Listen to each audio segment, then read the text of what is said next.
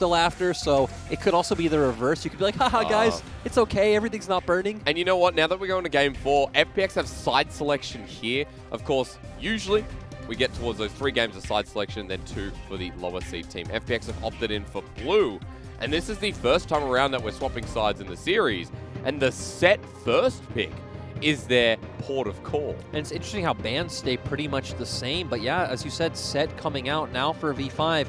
Do they tangent or do they stick with the Ashe? Do they stick with the pick they've known so well? Also interesting to highlight, which we haven't talked about yet, neither team has cared about Caitlyn. Yes. Yeah. It's normally actually been banned away in Game 1 and Game 2 at least. Oh, so... Caitlyn Lux for SamD PP God. We're actually talking about this on the podcast as to the bottom lanes that would prefer this. Did this hit one of them? I'm surprised because I checked out SamD solo queue and Y4s. Neither of them are really playing Caitlyn. Yeah. SamD had 1 game on Caitlyn this week. PP God, though, has been spamming the Lux. Okay. The confidence in the bottom lane. Also note that for V5, we have to talk about the other picks coming forward because the Renekton was banned against FPX, so I want that to be kept in the back of your mind. And bottom lane, what goes against this? There's really nothing that can go toe-to-toe great. with Caitlyn Lux. The one answer we've seen is obviously the Ashe Karma. Both champions which have been nerfed this patch, especially the Karma, I feel like you would feel it a bit in lane. And FPX are saying, okay, we will take the punishment in bot lane. We're just going to look for these early skirmishes and early team fights. Which you can do with the set. And I love this. Oh, wow. Because Wei Wei as well has been one of our junglers. Actually, so I pulled it out once, but played it a bit earlier on in his career, was known for it a lot last year, I remember. Yep. Like him on Suning were one of the junglers who consistently went towards this Olaf. You're going to have guaranteed prio in the bot side. You're going to set up for a lot of these early dragons, which is where Olaf thrives. And especially when it's a takeaway from Tien, because you don't know where that set's going. That could be pretty huge. We've got the Orianna ban to start off our second ban phase, though. Against Juanby, who had a stellar game on it. Now see if he demands respect across the board. Lyric, what do you want to see here? I'm actually just interested where V5 will go with their 4th pick because V5 have typically taken mid on 2-3 on both sides in all their recent series. So they've always just been like, okay, we're going to pick Mola Zoe, we're going to pick Mola Syndra, it doesn't matter. But now with what's left open, and they're kind of building for more of this Siege-style composition, with no Zoe, I don't really know where he goes. You could look at a LeBlanc, because LeBlanc can still like weave in and throw out the poke damage, distortioning over walls. But if you're going for LeBlanc, you expect Mole to wait for a last pick. But with these bans coming out, I'm kind of thinking we're going to see a mid lane pick right here. Well, remember that his second most played is Syndra. We've seen Syndra fall back a little bit in priority, though. Especially it has been nerfed on this patch. The Q damage later on has been taken down a bit, but I wonder if that will dissuade Mole. Rumble is the matchup he played against Duinby, where Duinby actually won the lane, and that's how they started forcing those 4-man dives. That's true. That's what shifted the gear. It shifted the series into gear. So no Rumble this time. The Syndra talked about will be locked in. The one thing we have to note that for the first time in this series, Gangplank is not banned. Yeah, I mean, okay, right now FPX fans feel great. You just won a game. Gingoon is getting onto his Gangplank. Things are looking good, but okay, we have Karma that's going to neutralize the mid lane matchup a little bit. But hey, both compositions scream bot side. Yes, they do. Hey, that destroys GP in lane. Just throw that out there. Oh my Bubu. Hey, and this was also buffed this patch. And actually, a lot of pro players are spamming this champion right now. The ultimate got added more shots, and the Q damage got buffed. The funny thing is, both solo laners play this as well. But seeing Bubu take it, one of the best solo killers in the LPL this split, is going to give Gimgoon a run for his money. I'm just so interested to see how V5 plays because so both of their side lanes win and they have a stronger jungle matchup, but you can't cover both sides of the map at the same time. So are we going to put our focus around bot lane, which is typically what you want with Caitlyn Lux to set up this artillery composition? That's the phrase I've coined many times because you need the setup, you want to get the traps down, you want the vision, you just want to take plates and roam around the map, or are you going to set the Lucian up to snowball? A lot of options, but a lot of questions that'll be coming forward into game number 4. To see this reminds me of people like the Shy, right? That top laner that's confident to take the matchup. And Bubu has been that type of top laner this split. It's just crazy to me that we're putting Bubu like in that same category where we're in a world where Bubu is picking up the Lucian, and sure, he's picked up some carries, he's had some Kayle games, he's had a Sylas, but he's mostly been on Renekton, Ornn, Wukong, and Mordekaiser, so this is a big shift for Bubu, and also a big shift for the team in general. V5, can they pull it off? Still on match point, even though FPX picked up game 3. FPX have to run this in the reverse sweep. Kim on his favorite, and BuBu on what could be a devastating lane matchup. As we run into game 4, get ready.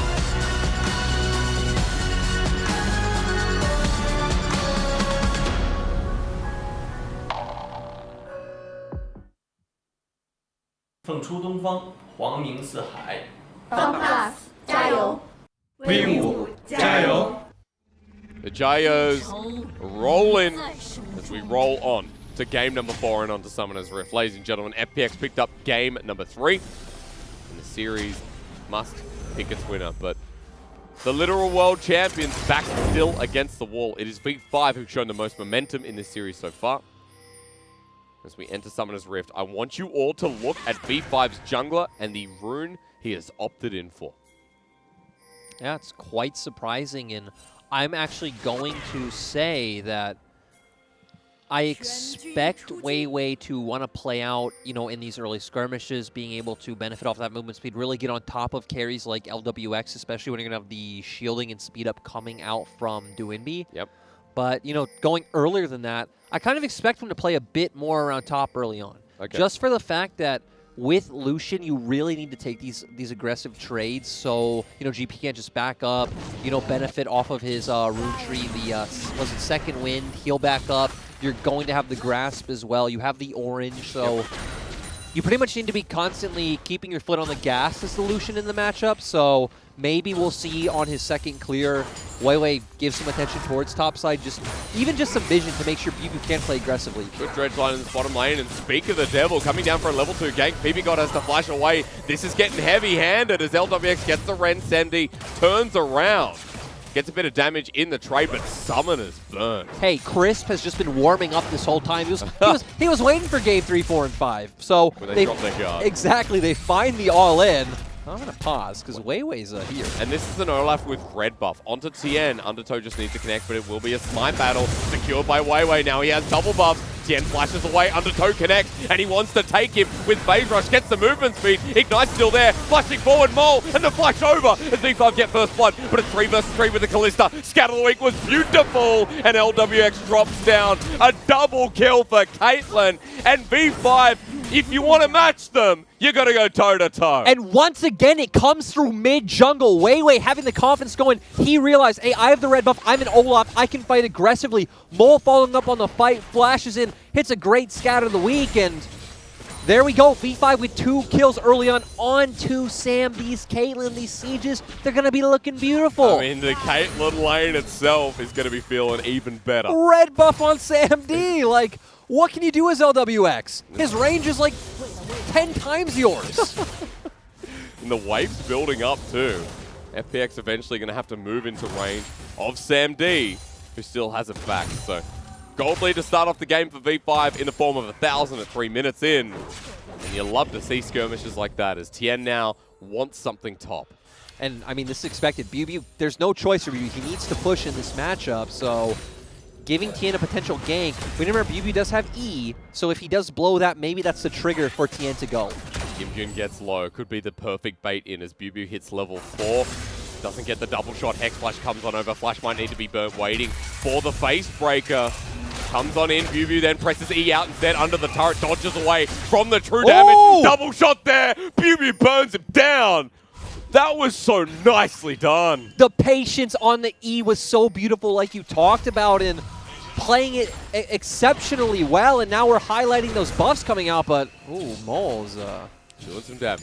And Mole's playing aggressive, but yeah, as we are being shown, Lucian was buffed on this patch. I feel like that Q buff is also very noticeable. The ultimate getting more shots feels great as well. And like I said, you can go check out your favorite pro players right now. Chances in a lot of them are trying out this Lucian. You can see why the outplay potential is definitely there. As BuBu walks away, he teleports back in, brings the longsword into the matchup and the Doran's play. He also just has so many good matchups in top and mid. Yeah. So, slots so well into both of those roles, especially for teams that do like playing around top side, which is funny because V5 isn't that team. But hey, it counters GP, so it gets the job done. It's so annoying when you're setting up barrels early and you got 2 shots left remaining on it, and he just double taps it and down it goes. Also note that while we see the action top side, while we see the kills on the bottom side, V5 have been maintaining this gold lead. What do you see? We have Tier on Syndra. Huh.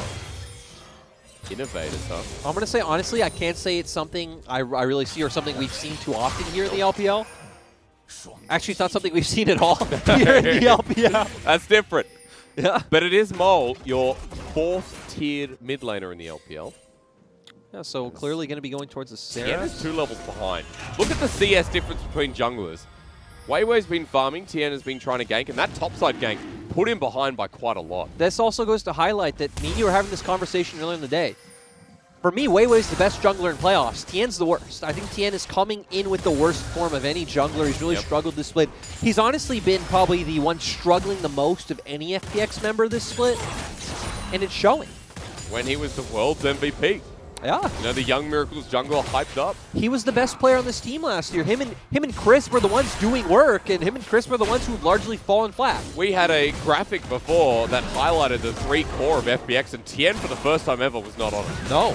And it was very strange, right? When we were having the meeting talking about who belongs on that graphic, keeping Tien out was strange. But here we go. This is what we set up earlier on. Caitlyn and Lux going to have this consistent pressure in lane, even more so that Caitlyn's 2-0 and had a red buff. But, you know, let's ignore that. Okay. Going to set up for these dragons for Weiwei, and V5 starting to snowball early on, which, you know, their comp's going to scale quite fine anyway. Oh, Cullen coming through. Gimgoon in a bit of trouble. Easy solo kill when you see the GP in lane. And again, what's happened to BuBu? Like, I'm going to be very frank right now. BuBu was probably the worst top laner we had in spring. Yep. BuBu on Suning was a mess. He got...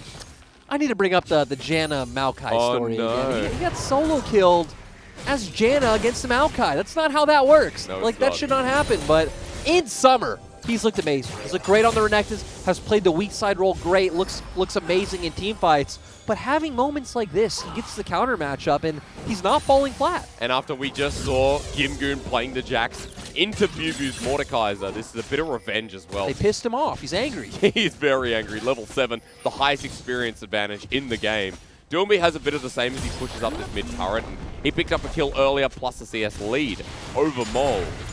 But still, BuBu is going to be an issue, as he already picks up the Cutlass in this lane. And we haven't seen any turret plating yet, but expect that to be dropping the longer this lane goes on for the Lucian. And especially now, right? Because the wave is going to bounce back for Lucian. He's going to have the Cutlass, going to have the slow coming out from that. So if Gimgoon overextends in lane could just equal out to another solo Q for BuBu, and yeah, hits everything. And look, this wave is building into him, so he could put Gimgoon in a position he doesn't want to be in.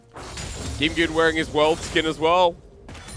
Might be a bit embarrassing the way this is going, but a very hard matchup being shown well by BuBu. 20 CS lead as we talked about. And because of this, the Herald might be the next port of call for Weiwei on this Olaf. Yeah, it does look like it, and we see Mole heading over now as well. Tien could be in trouble. Also note, CS lead through the jungle is still there. It's almost double for Weiwei. So as he starts up this Herald, might not be too afraid with FPX on the horizon.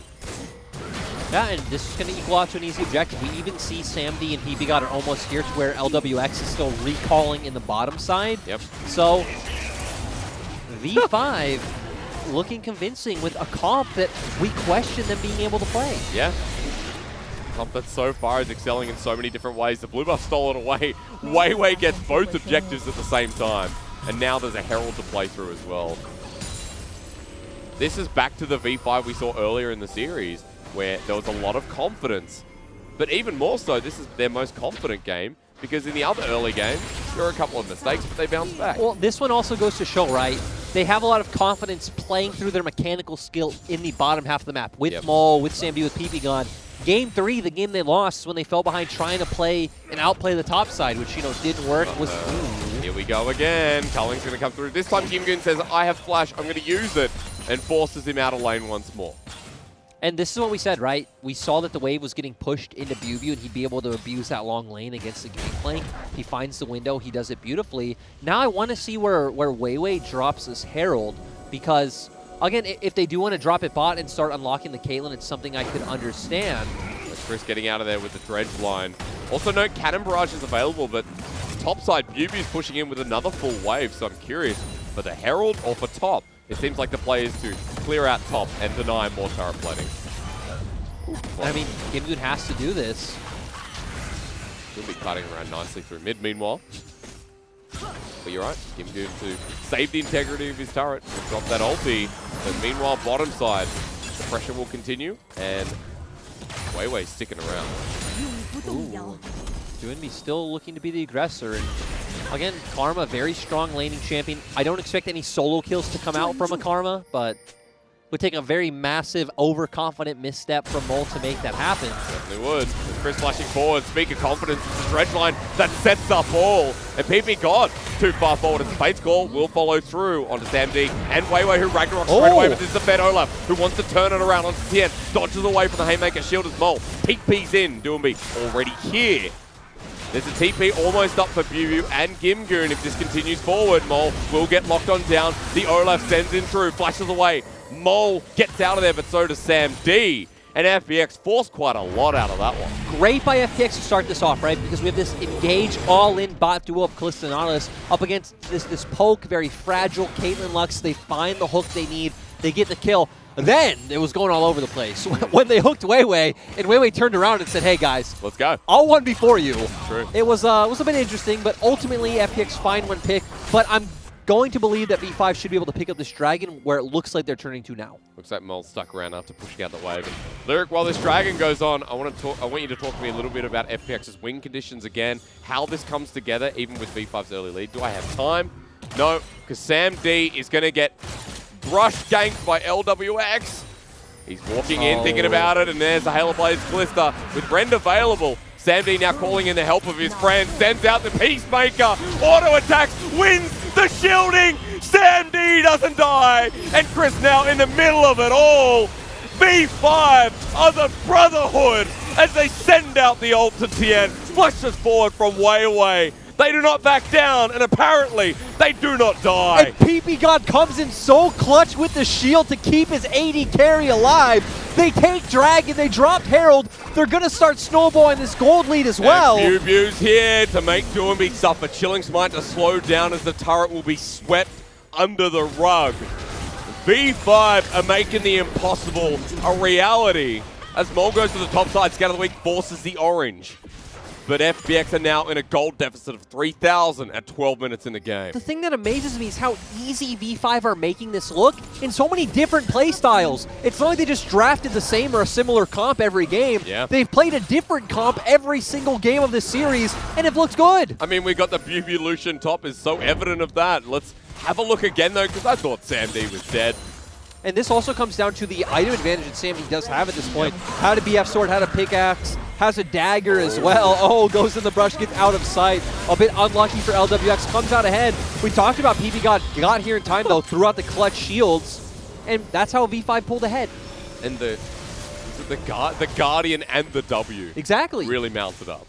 And you're also running Shield Breaker, you're also running Revitalize, so you're getting a lot of value out of Lux's kit. And after that, he picked up a kill while Gimgoon, meanwhile, getting bullied around by Mole a little bit in the solo lane.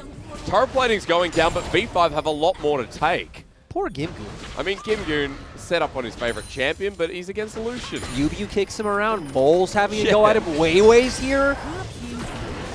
What do you think of Phase Rush Olaf so far? He's been very fast.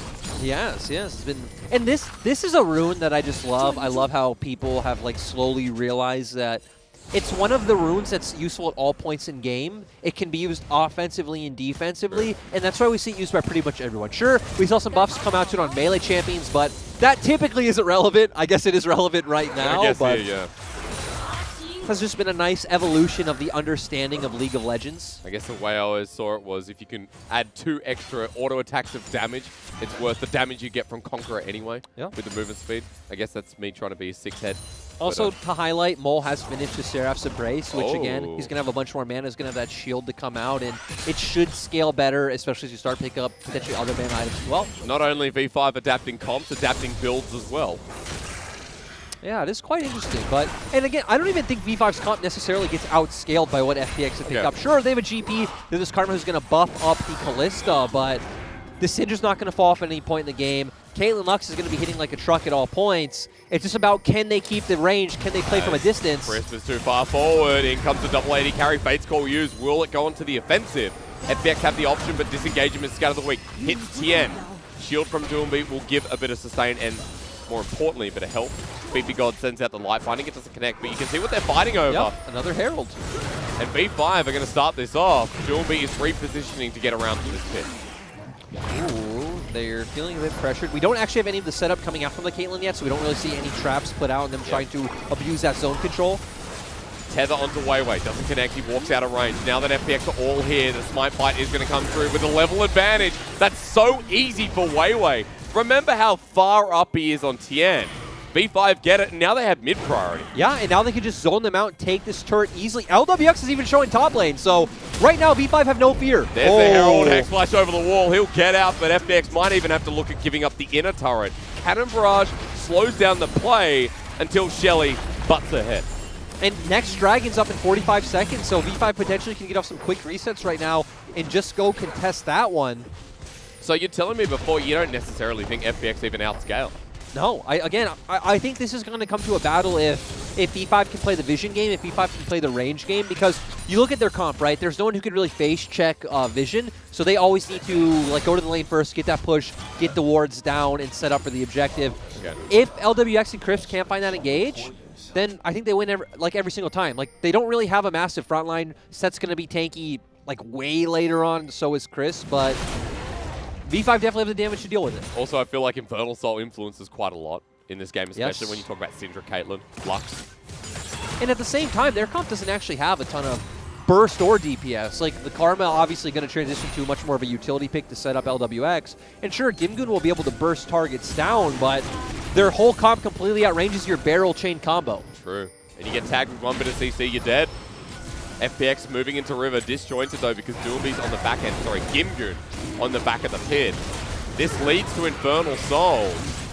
Gimgoon aiming for his setup, is hitting away, Smite will go down, it's killed by Weiwei, Tien runs on in, wants the engage, there's Sam D, not the target though, onto Weiwei who just Ragnaroks out, and Tien's just dead. Mole on the side, forces the flash from Chris, and V5, if you want to give it all, they'll take it all. Another kill, and Sol Point coming up. Great zoning coming from Mole. Beautiful flashes out of Sam D and Bew. They keep FPX at arm's length, and we see their comp has the burst, their comp has the damage. They feel comfortable playing this style, and as you said, now they are on Soul Point. They just need to wait 4.5 minutes, and we are going to get that Infernal Soul for V5. And let's once again mention, this is Victory 5's first playoffs ever. This team, which to be fair wasn't really this team, went 0-16 in spring. Mole the only man remaining from that roster. But Mole stuck it through, Mole, you know? Mole's played all 5 roles this year. Yeah, he has. Because he played jungle in the LPL Scrim League and played the other 4 in LPL. Remember, he played bot, he played support in spring especially. Top lane, he flexed between as well. He played top as well this year, so yeah, he's played everything this year. This man does it all. And you saw in the very last series, I think it was against Rogue Warriors, he actually played Kennen top. He swapped the matchup. And I don't know if anyone knows, but that's actually a throwback to last year. Yeah. He played Kennen top, and he absolutely smashed Rogue Warriors. Had a really nice highlight play out of it, too, where he 1v3s or something. He's now in the top lane, might have to deal with 1 versus 2. Walking into the brush, expects Doomby as the tether comes through, Scatter the Weak gets him away. Bit of damage down. Tien being zoned away by Pippy God, his Unleashed Power may have done the job.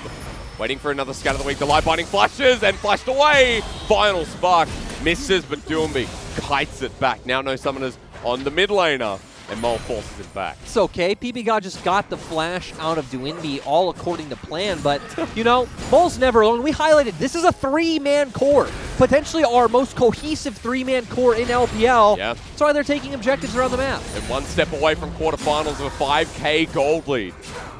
In V5's favor at 19 minutes in the game, with Chris now being caught on out, the depth charge used. There's too much damage though, and Weiwei picks up his first kill of game number 4. Teleport being burned by V5 as a settle, gets the damage onto V5, and PP got left on out FPX with a favorable trade as V5 went too far. And the thing to highlight was Duinby came in with a TP flank, which we didn't see, cuts them off. They're able to pick up those 2 kills, and they're keeping this game close. But hey, guess what?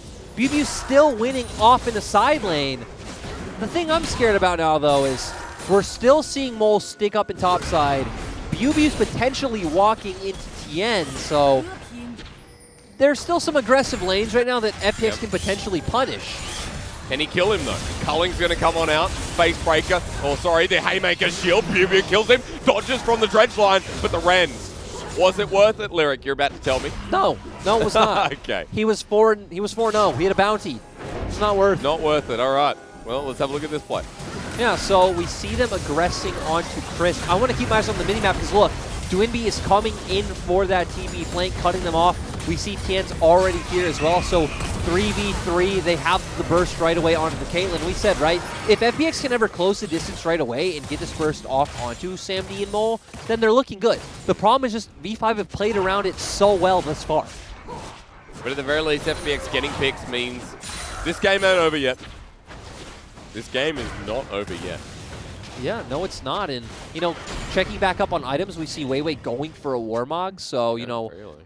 all-inning on that tankier, more health-oriented Olaf. We see the Spellbinder coming out for Mole, so it's going to have a bit more burst once he picks up that item and, you know, can stack it all the way up. Essence Reaver on BB, which, you know, on Lucian just feels great because of, you know, how much you're using your combos, how much mana you're using. So V5 right now, extremely strong. Colonel still favoring them even after the couple of plays that came through. 75%. And now, of course, the percentages and everything, I talked to Clement about this a little bit, it's based on the statistics, like how many times this champion wins in this comp, etc., etc. So it really crunches the numbers to get us some of those. Now for Weiwei through mid, spots out Tien and Duumbi. Mole ready for scout of the week.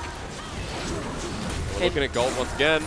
BuBu is getting pressure in top side, so someone is going to be sent to answer him at some point. FPX can't keep this up, and now you can even just transition BuBu to start rotating over for the Drake first, or he is TP. He's a split pusher. You can just keep him in side lane.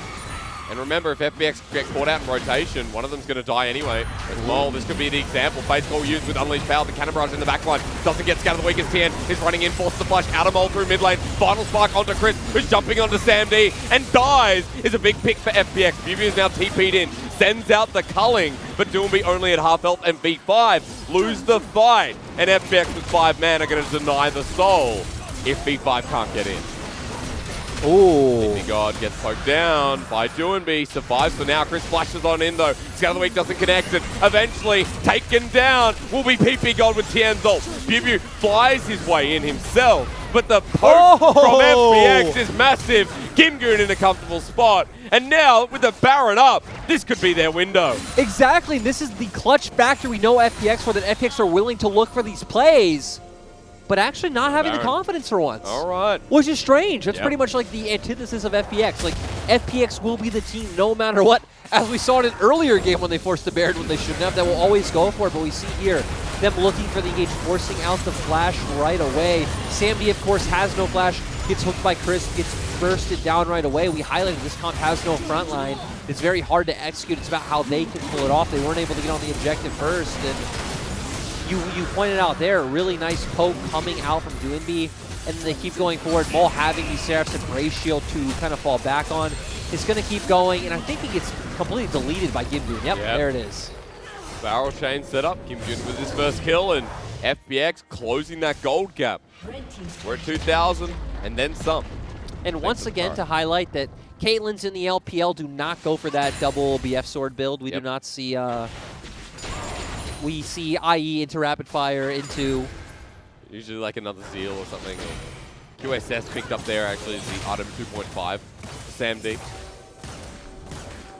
And now... Storm Razor, there we go. Thank you. Now, we wait again. Now, we see FPX coming back onto the map, just answering waves. Ooh, V5 trying to set up a pick. Obviously, again, this comp has so much burst coming out from Scout of the Week into Mole's ultimate, the Lux ultimate as well. Yeah, we're looking for a pick, but Scrying Orb spots them out. As Chris in for the dredge line, he goes into the back line. Depth charge sets it up nicely here as the ulti from Kimgoon again sets up the 3-man knockup with a Fate's Call. But flash away meanwhile because Mole is keeping them all busy. Versus Fall, he runs into the fight, but too far forward as in goes Tien once again. Haymaker shield, great, but V5 pick him off as well. BuBu survives into the head of the fight. 4 versus 4, FPX have the lower health bars, but the jungler available for V5 crucially. Makes you wonder if they do go for it, because we need to remember Mole does have TP, so if they do want to try and start up a Baron play, Doesn't look like it, but All right. this would be a play where, hey, again, you force the Baron, you try to take it a bit slow, you bait the enemy team in, you have Mole who can TP and Tien won't be able to answer. Tien has to walk across the map. There we go, V5. All right, spotted out though very quickly by both Kalista and Destroying Orb. Tien's going to come back alive, Baron stops. And that fight was very back and forth. It was a 1-for-1 trade, so we're no closer to finding out who wins this game. And we're actually starting to see, hey, maybe, like, sure, damage in terms of scaling, it's not FPX favored, like we said, but just the ease for FPX to be able to get onto the members of V5. And that was actually a max range hook coming out from Crisp, so bravo to him. They get on the members. Gimdu now being forced out very early on. You highlighted Mole doing a great job zoning, but hey, he put himself in harm's way to do so. Yeah. Tien flashing in to try and help guarantee that kill, which I actually feel like he would have been dead anyway, so not quite sure if we needed to make that flash. Goes for it. We end up with the 1-for-1. He's got this Wrath's Embrace. He's like, I can be aggressive. Yeah, not wrong. There's deep vision acquired here by V5 bottom side. Meanwhile, Bubu's still pushing in the side lane. There is a big wave pushing against FPX. Pings are coming out, though, onto Bubu. Okay. Can Tien find him? On the cusp of the range of this ward. X-Flash thinks against him. Yep, so we see that, and now Doomby has to answer top wave, and right now both teams are going to trade side waves, you know, get a bit more gold, try to set up the map for this next Drake in 50 seconds. Oh. Walking into the enemy's den. He Oh, hasn't pressed out Ardent Blaze either. They'll find him. Tien ults him. Away he goes, pulled in. Culling does nothing. And Bubu made a boo-boo in front of Baron. Yeah, and unfortunately tries to transition. Even took a pretty safe path, honestly, but FPX knowing they feel confident to force this fight. Mole with TP waiting for the engage. Hex flash over the wall from Tien. Will be spotted out, in fact. 4 in the pit, trying to channel through. Mole's now finally here, has a good scout of the week, lands on top of 3. Cannon Barrage comes in, the final spark as well. Sam D all the way in the back, getting targeted with the face breaker, trying to kite his way out, still getting poked down. Shields are good, but not enough, as Mole deals with the rest of the team. Doomby takes him down, and Weiwei wants to get out. Doomby has the movement speed though, wants his way forward. But FPX with another fight win now to deny the Infernal Soul once again. And it just turns out it's just too easy for FPX. Between the Karma, the Kalista, the Nautilus, and the Set, it's just too easy for them to get onto the carries of E5. They don't have that way of playing from a range. But here's Bubu once again. LWX is super low. Takes the Blast Cone. Has the Flash of Veil onto LWX. Gets the kill. In for the Infernal Soul. Secured by Doomby. But now Bubu in a hunting ground. Right in the middle of the pit. Gimgoon's next for the triple. PP got on the side. Culling's there. Light Binding dodged away from. And even though FPX get the Dragon, Bubu now at 7 kills. It still feels worth for FPX, though. You're denying Soul, and as we see, as the game progresses, it just looks harder and harder for V5's comp to execute. They are looking for a Hail Mary, and this is it. Yep, Bubu a lot of damage here with 2.5 items. Going to be spotted out by Chris, though, as PP God is low. Sandy hitting in from over the wall. Mole is not moving in. They're going to stop it. All right. Yeah, they're going to take this one a bit slower, but I feel like we just need to keep highlighting, right? Each fight we see looks more and more FPX favored from the ways they're finding these picks, from the ways they're finding these engages. And sure, that one was a bit of a cheekier one, but we even saw here, V5 are pulled in, and it's just so easy for FPX to run them. You see a Mantra E coming out from Doomby, Crisp having all the hooks in the world available to him. They even have the Kalista ult they can fall back on. The burst almost comes down, but Crisp is just too tanky. Tien finds his way in the backline, once again off of a cheeky flank, so, you know, props to him, but all the members of V5 are just so squishy, they get bursted down so easily. And that's how FPX are winning out consistently in these fights. And Doomby doesn't die. Once again, almost 100% kill participation for 10 out of 13 kills. Also, it seems like Mole is realizing, hey, you know, they do have beefier targets, they do have more HP we need to burn through, is starting to make his way towards that Leandries. Yeah. He'll be close to finishing that up, while Doomby will have the Rabbit on soon, but V5 starting the Baron. Kimgoon's down bottom, but has TP. They do it so fast!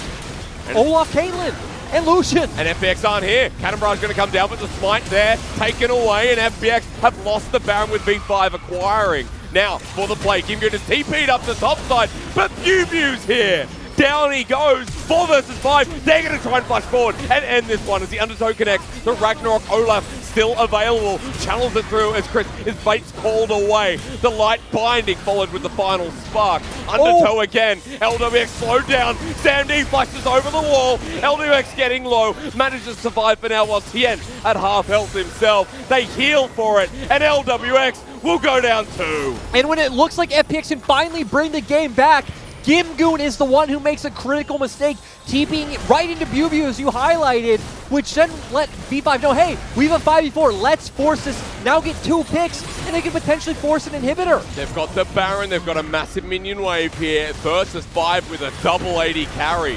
Inhibitor will be broken, and V5 have an edge.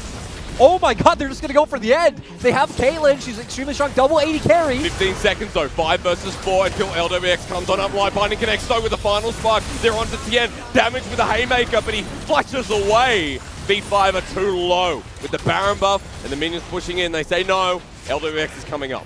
Yep, so now we're looking forward to Dragon. We have just under 2 minutes for that one. Place in the hole. Oh, Yubi's here. Gets away, wants the blue buff. There's no ward here. Autos, and takes it as he makes his escape. And kind of looking at it from both sides, right? So the great thing for V5 is now you have this guaranteed prio coming in the mid lane to get vision for the Drake. But at the same time for FPX, you get guaranteed gold funneling into your carries. Here we're going to move over to give you TPing right into numerous members of V5. But like I said, now at least for FPX, right, you have some guaranteed gold kind of funneling into the mid lane to help you get closer to your items. So I don't feel like losing mid inhib is a massive loss for them. Sure. It is an annoyance. V5 obviously get more gold in their pockets. And like I said, they now will consistently have mid lane pressure, so will translate into easier vision. Plus that Infernal Soul you mentioned too in a minute for V5 could be almost guaranteed. But bottom side with the Baron buff in a turret, that Doomby is forced to defend right now. Sam D with his range will be able to help take this down very quickly. And V5 now on the edge of another inhibitor. Mole's backing away to TP in. Yes. Also interesting to note that we see Sam D went for the Phantom Dancer, so we'll have that lifeline passive now, so hopefully he can survive the initial burst. Gimgoon actually spotted out. Bubu again for the flank. Culling comes through over the wall. A lot of poke from V5, and that'll force Gimgoon back. Now for the inhibitor pressure. And this is the artillery that we talk about, right? Getting Caitlyn set up in front of a turret to drop all those traps. They got the Baron buff. They're channeling through the bottom side. They're going to start hitting the Nexus turrets with the Cannon Barrage. As Scatter the Weak to disengage. Way left on an island here. Mole flashes away, but unleashes his power all over Gimgoon while Bubu flashes into the fight. Tien comes in. Face Breaker doesn't connect though. Only onto one, and it's not enough. LWX being challenged by Bubu as Chris is at half health. Way getting low, but Scatter the Weak again. FPX are dead. Long hail the new kings, apparently, because in 2020, their name is V5, and we go to their